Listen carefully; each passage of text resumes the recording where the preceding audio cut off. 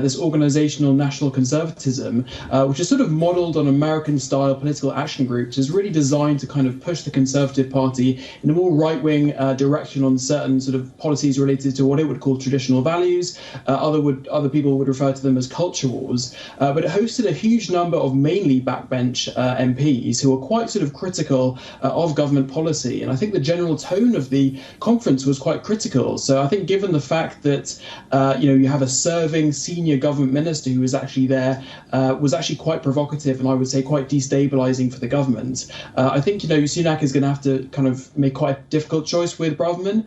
He originally actually did her quite a big favour in terms of bringing her back into cabinet. If you remember, she actually resigned a few days before Rishi Sunak became Prime Minister due to breaching the ministerial code over disclosing sensitive information. So the fact that he brought her back in, I think, was sort of a recognition that he needed to sort of appease people on the right of the Conservative Party. But I think clearly, she is kind of jumping the gun here in terms of trying to kind of position herself as a successor. And I think in doing so, it's sort of a public acknowledgement that she thinks the Conservative Party will likely need to replace the Prime Minister or its leader at some point. So I think Sunak is going to have to face quite a difficult decision in terms of whether he keeps her in government or wants to actually push her to the sidelines, to the backbenches. If for once we consider that Braverman is trying to make a pitch for the next right-wing candidate, there is a pattern we have noticed that is actually common in a lot of right-wing leaders across the world, the nationalism element.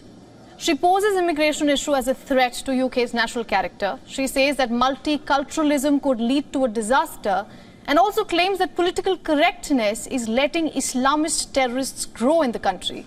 Is this a strategy of sorts for next year's election? How do you see it?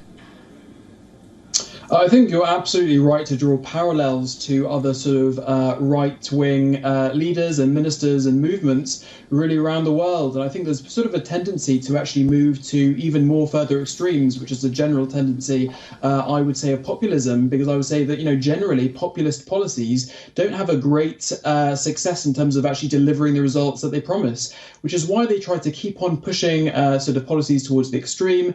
And I would say that, really Braverman's strategy is trying to focus on Conservative Party members rather than the electorate, because really if you look at the polling of Conservative Party members in terms of their interests, in terms of what their priorities are, in terms of what they want the government to be focusing on, there's actually a big discrepancy between that and the general public. And I think really Braverman, clearly by looking at her speech in terms of what she focused on, she talked about sort of radical gender ideologies, she talked about the need of migrants to integrate and sort of take on a new British kind of personality or role.